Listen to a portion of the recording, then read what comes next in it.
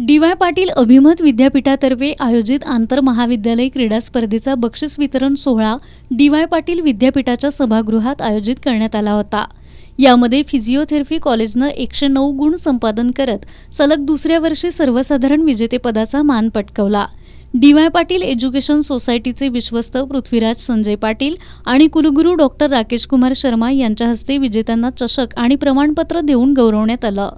Physiotherapy कॉलेजची श्रावणी अशोक जंगटे आणि school of engineering and मॅनेजमेंटचा सोहम राजेश शिंदे यांना उत्कृष्ट खेळाडू म्हणून सन्मानित करण्यात आलं।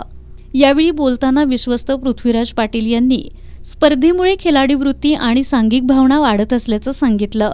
जय पराजय यावरती अधिक लक्ष न देता खेळामध्ये सहभाग घेऊन तंदुरुस्तीवरती अधिक लक्ष द्यावं, पुढील वर्षी अधिकाधिक विद्यार्थ्यांनी या स्पर्धेत सहभागी व्हावं असं आवाहन पृथ्वीराज पाटील यांनी यावेळी केलं। कुलगुरू डॉक्टर राकेश कुमार शर्मा यांनी विद्यापीठाच्या आर्ट्स संस्थेतील 870 खेळाडूंनी सांघिक आणि वैयक्तिक 10 क्रीडा प्रकारांमध्ये सहभाग घेतला असल्याची माहिती दिली। विद्यार्थ्यांनी अभ्यासाबरोबरच NSS, NCC खेळ आणि सांस्कृतिक कार्यक्रमात भाग घेतल्यानं विद्यार्थ्यांचा सर्वांगीण विकास होतो, तत्काळ निर्णय घेण्याची क्षमता वाढते, त्यामुळे खेळातील सहभाग वाढवणं गरजेचं असल्याचं त्यांनी सांगितलं। याप्रसंगी विविध खेळामध्ये प्रावीण्य मिळवलेल्या खेळाडू आणि संघांना प्रमाणपत्र आणि सन्मान चिन्ह प्रदान करण्यात आलं। कुलपती डॉक्टर संजय डी. पाटील, संस्थेचे उपाध्यक्ष आमदार सतेज पाटील, विश्वस्त ऋतुराज पाटील यांनी विजेत्या संघाचं आणि सर्व सहभागी खेळाडूंचं अभिनंदन केलं।